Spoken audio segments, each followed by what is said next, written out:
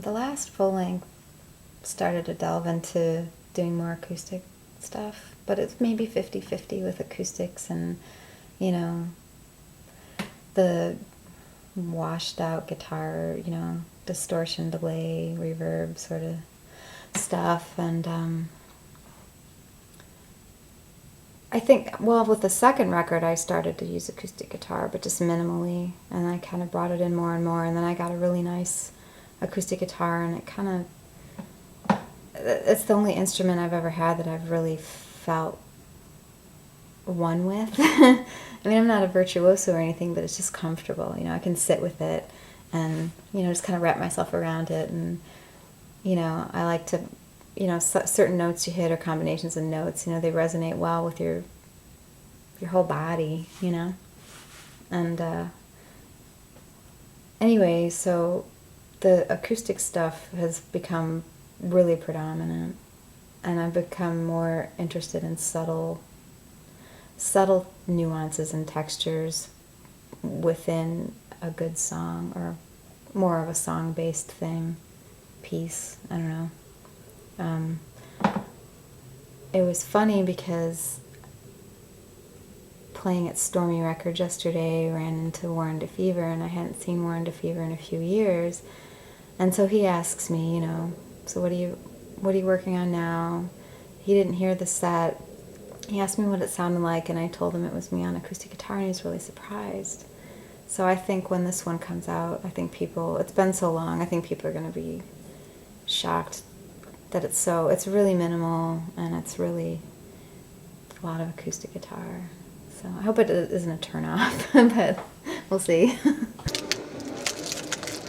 In a place far from here, you led me away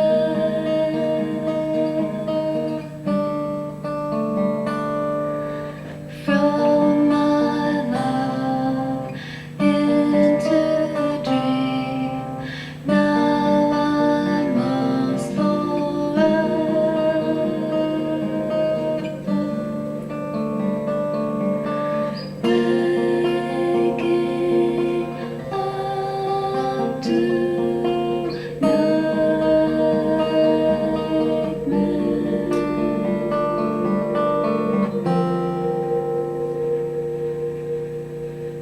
Well, the Jane was actually more of a real band than Cicada. Cicada we played out 3 times. We opened up for the Laughing Hyenas. That was like our big show in Ann Arbor. But we disbanded after about 6 months or a year. And then the Jane was kind of like post-college, and we wrote our own stuff, and we actually recorded an album's worth of material that not many people have really heard. And that really wasn't going very well. I don't know if it's me, or if I just get, you know, wrapped up with, I don't mean to say the wrong people, because I like everyone that I've worked with, but maybe I just don't necessarily work well with the people that I've worked with in band situations. So I was really determined, and I just felt like other people I was working with weren't determined enough. So I'd been working on my own songs for a while, and I sent some recordings to Cranky, and they called me up like really quickly. I was shocked, and I thought someone was playing a joke. You know, I told maybe 3 people that I, you know, sent a tape to Cranky, and I thought someone was messing with me when Joel called.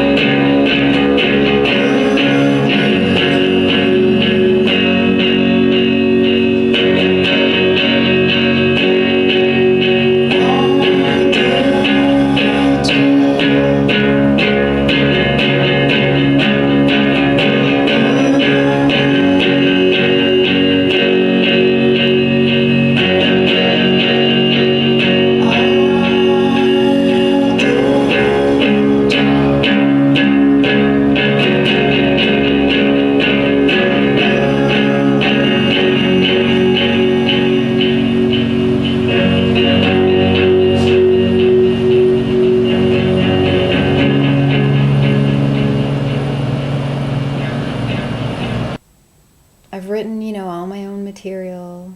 There's one song on the last album that, one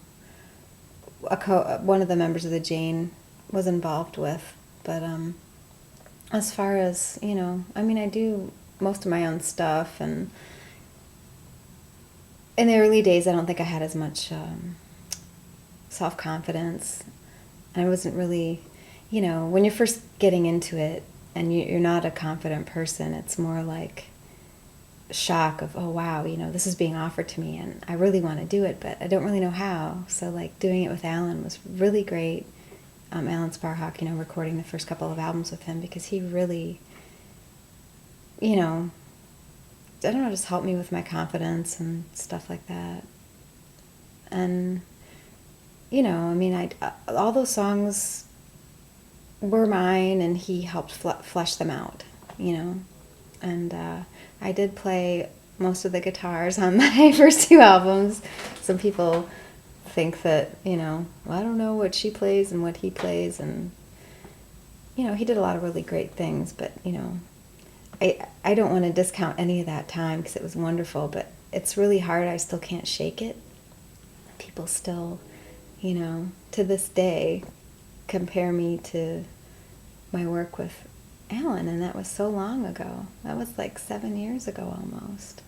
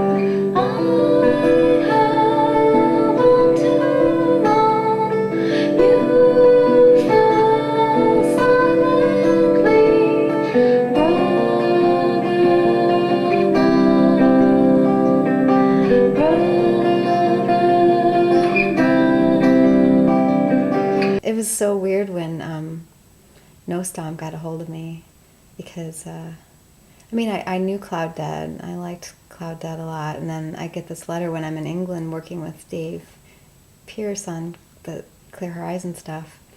I was at an internet cafe, and it was one of the last days I was there in England, and I saw a note and I kind of skimmed it. I'm like, it didn't really hit me until I got home that I got a letter from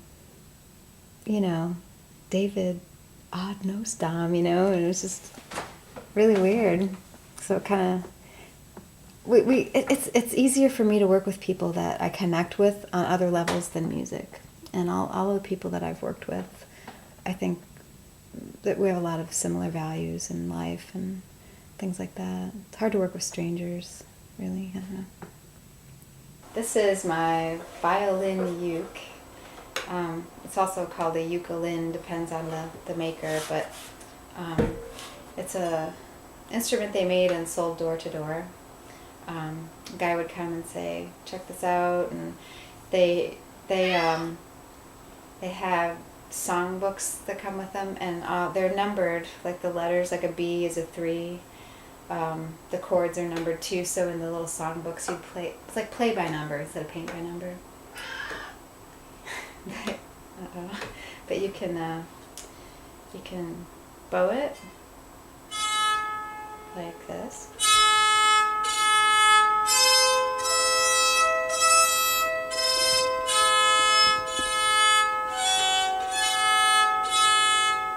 Okay, and it's out of tune, but or you can strum it.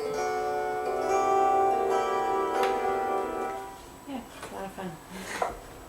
Being in Toledo, for me, it's just kind of a sort of central location. I mean, yeah, I grew up here. I've lived here all my life, but for me it's more about being able to go other places. Like Nathan made a really good point about, he's lived on the West Coast a couple of times, and for him, he feels very isolated because he can't just drive and do a week-long tour very easily, or a couple weeks or whatever within the States. Or if he was, where was he thinking? There was a place that he was thinking about living and he wasn't close to an airport, and that kind of freaked him out because he likes to be able to come and go really easily. And for me, I mean, that's kind of what Toledo has become, you know. It's a good place to be so I can get to other places. I like to go as much as I can to see friends or to do music, but that's kind of become one, really, for me. Music has become the best vehicle for traveling and meeting people, and that's really what I love to do. So I can easily drive to Chicago or Detroit, or actually New York isn't terribly far, or Boston. You know, you can get there in a day, less than a day. And then, you know, flying internationally, just need to get a ride to Detroit and I'm gone, you know. So yeah, that's what Toledo is to me, a place to be so I can go somewhere else. Welcome to my studio. This is Henry the cat. This is his place to be while I'm sitting at my desk. And this is said desk, which is actually an old kitchen table. And this is Cubase that I record with on my PC. And this is a new song.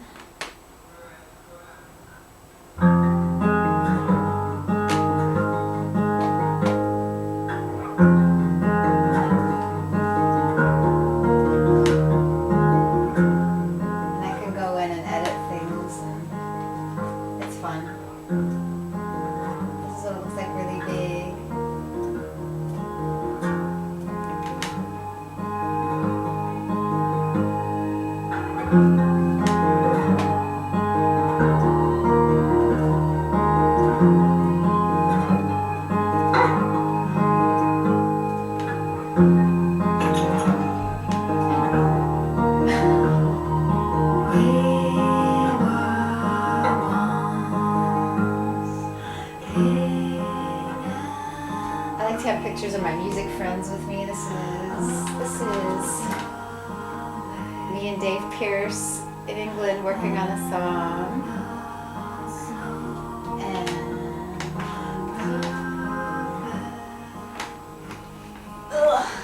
this is Odd Nose Dumb when he came to Toledo.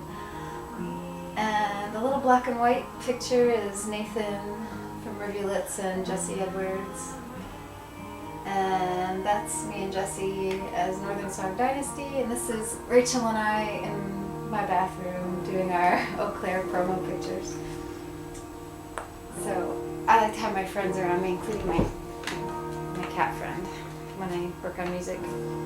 Working with Rachel with the Eau Claire stuff was really special, is really special, and we're going to do more together. She's the only girl that I've ever worked with and completed a project.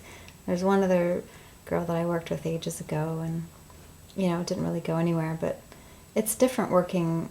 I mean, I'm not a feminist by any stretch. It's just, you know, men and women are different. People are different, but there's just a totally different vibe working with a girl. And it was a completely different experience, and very, I don't know, it brought us closer together as friends, you know. We started out as friends and then thought it'd be fun to do music together, and yeah, well, that there again, you know, there's our vehicle. I mean, she lives in Austin and I live up here, and it's really far apart, and, you know, we've been able to come together musically, and we hope to do that more. And like, you know, working with Dave Pierce on the Clear Horizon stuff, I mean, that definitely was a vehicle for us to, you know, work together and, you know, just hang out and stuff. I mean, we have a lot of things in common musically, And he has all the original LPs of all this stuff that I really love, you know, like the old British folk and psych stuff from the 60s and 70s, you know. He's very proud of his record collection, so.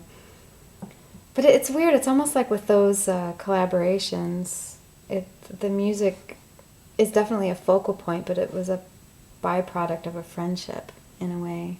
And Northern Song Dynasty, you know, was very much that. I mean, Jesse and I had similar goals in life, and one of the things was we wanted to live a musical life. So when we started that band, it was, you know, he and I were the core songwriters and performers with it, but we wanted it to be a means to, you know, tour and be creative, and that be the focal point of our lives. And we had a hard time finding other people who were dedicated enough, which is always the story, which I think is why more people are just doing either music by themselves or just with one other person. You know, like the Eau Claire thing, it's just me and one other person. Clear Horizon is me and one other person. Northern Song Dynasty ended up being me and one other person. I mean, we had a couple people help us perform. And by that time, our album was already pretty much done, so there really wasn't much creative input necessary. But yeah, those projects are very special to me because, you know, I don't work well with other people. So when it happens that I can work well with somebody, it's fantastic.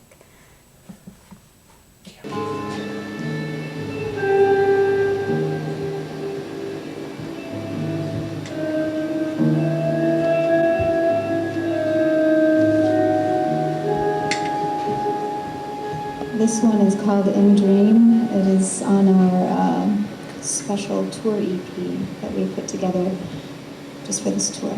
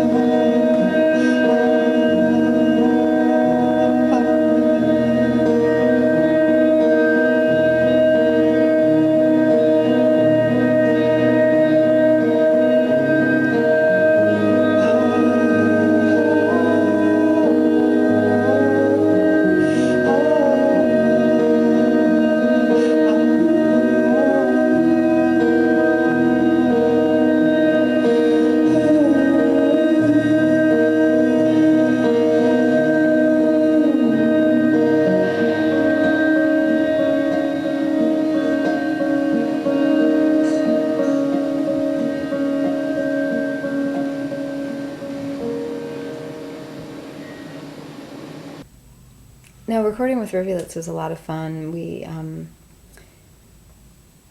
did it at Electrical Audio, which is, you know, Albini's studio, and, you know, I know there's a lot of stigma or whatever around that whole thing, but, you know, Steve's a really nice person. I didn't get to spend a whole lot of time. It was go, go, go. It was a long weekend sort of thing, like 4 days maybe, 3 days even. And so we were just working the whole time, pretty much. And Bob Weston was the engineer, and he's great. He's a lot of fun. And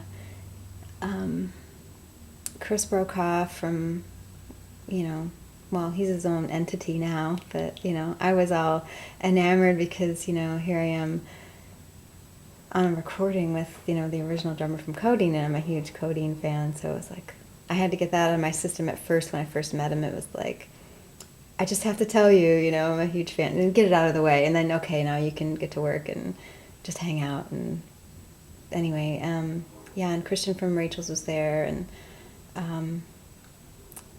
there was a cellist there named Fred from Chicago, and I can't remember his last name, but I didn't really get to spend much time getting to know him because I was leaving as he was coming in. And I don't know, it was like when I was there, it was like, okay, this is for real, I'm like a musician right now, I'm not at home working and trying to do my music in between, somebody's called upon me to be a musician, so it was like, I don't know, it's probably the most professional experience I've ever had as a music person. I don't know. Now, at your door,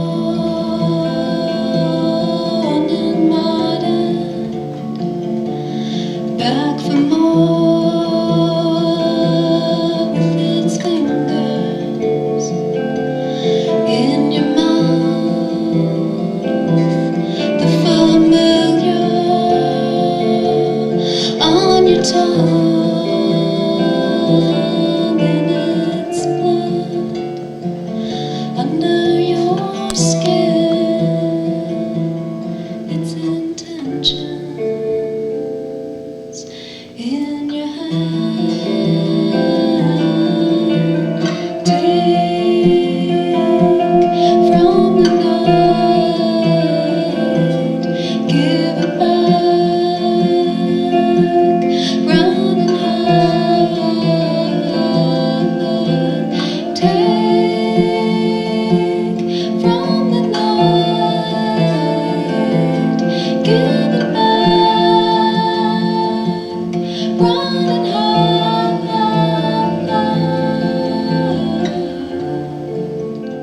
Touring is kind of hard for me because I have to find someone every time, to help me. I can do it by myself, but it's not much fun for me, and I want it to be a good experience for someone who's there to check it out. So I like to have people play with me, and every time it's, well, who's available, and then it's kind of like cramming for a test. We have X amount of time to learn this material, and yeah, it's probably Jesse. Do you mind?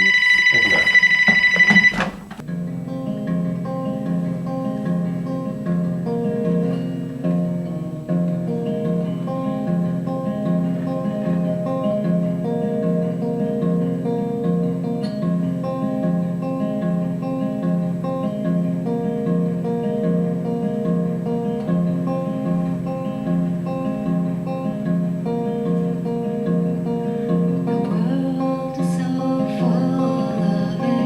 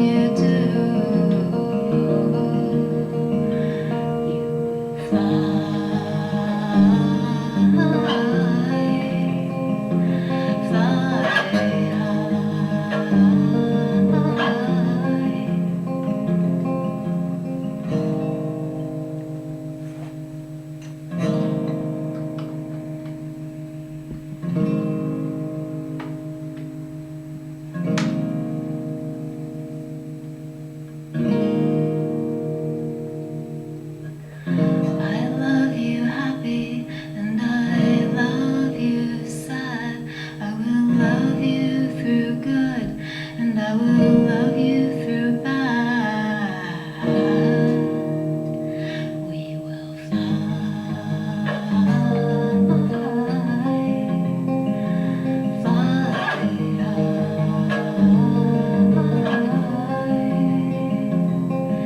The world is so full of a number of things, and I think we should all be as happy as kings. So please remember all you have, not what you might lose. It isn't always easy, but it's better when you do. You will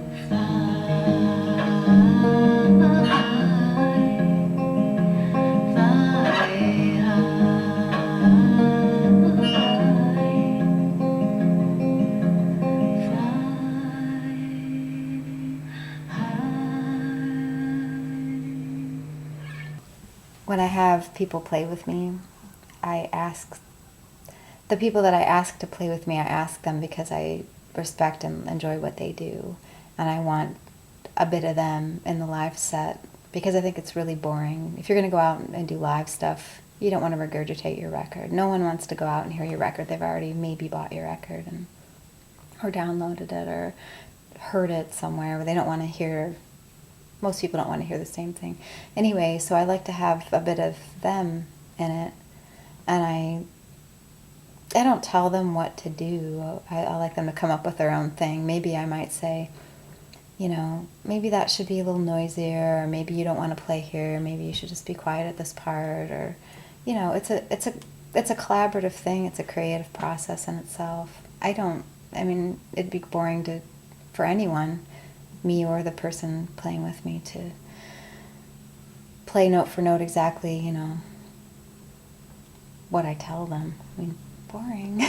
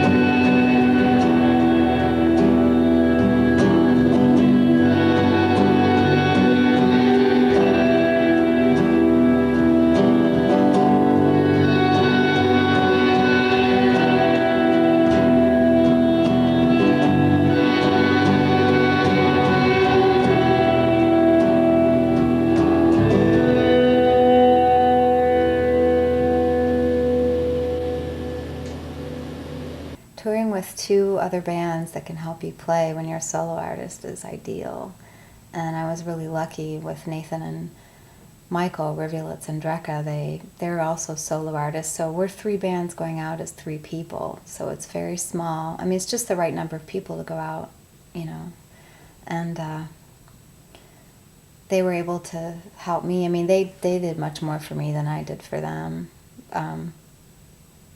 Michael is in his own world when he performs. He's, you know, I've really grown to respect him a lot and what he does. He works really hard.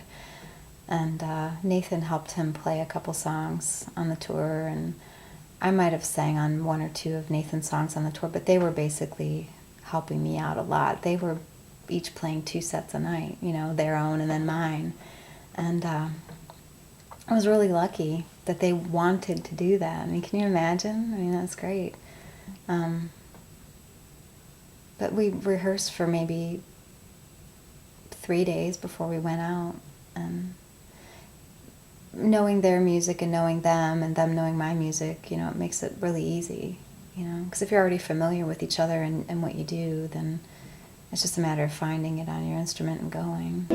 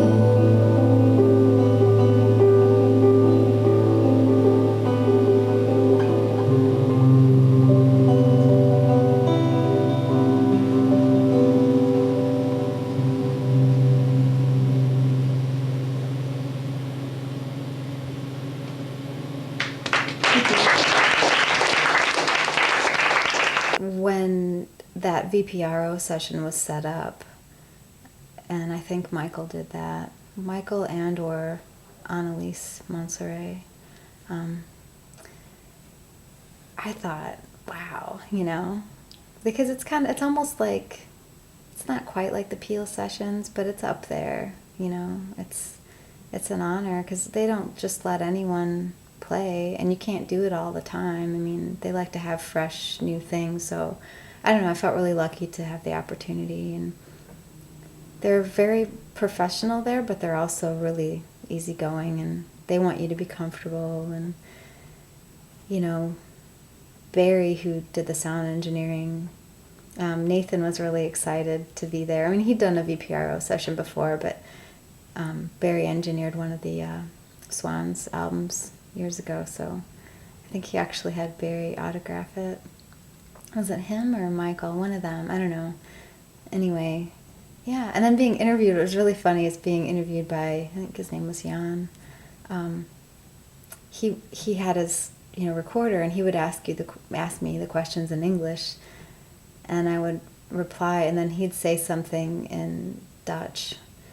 And then when I got a disc back from him, the interview, there's my answers, but he's asking the questions for the broadcast in Dutch, and it was all very surreal. But no, it was a complete honor. Yeah, it was crazy.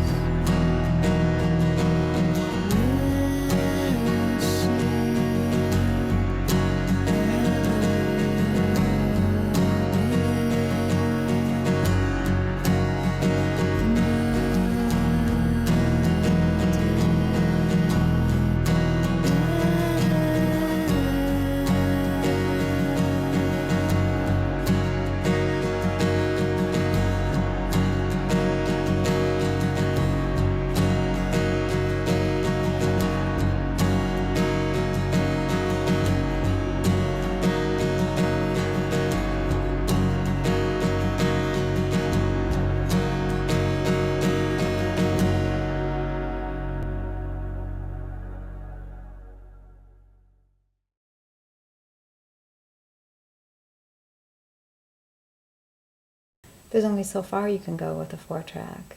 And I'll always love, you know, sitting with one little machine, you know, on a floor somewhere. But I wouldn't have really been able to complete the Clear Horizon stuff very easily without the computer, you know, and sending CDs back and forth is really easy, you know. And it does make, I don't know, I'm kind of and maybe I shouldn't say this, but I'm kind of a lazy musician, and that, you know, well, not lazy, I want what I want when I want it, now. And I've always been, even as a kid, you know, little patience. If I couldn't do something, you know, just drop it. And a lot of times, you know, using a computer, editing as my friend, you know, I like to do something all in one take and have that be the good take, and there it is. But sometimes it's too difficult for me, especially, you know, with this carpal tunnel thing. You know, I'm lucky to get a good guitar part in one go. So sometimes I do have to do 3 tracks and merge them together. And I'm thankful that I can do that. It's great, you know. But I can do vocal takes in one take. But I don't know. It makes things faster. Hmm.